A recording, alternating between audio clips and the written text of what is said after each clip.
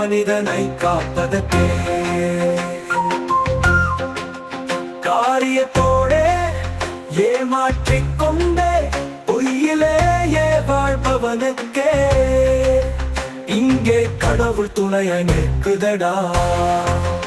இது பூமி இல்லை நரகமடா, சாபத்தினால் சூழ்ந்த கரகமடா.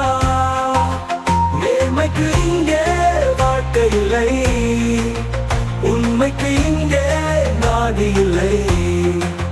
பொய்யும் திருட்டும் வாழுதடா, இது பொய்யால் செய்த பூமியடா.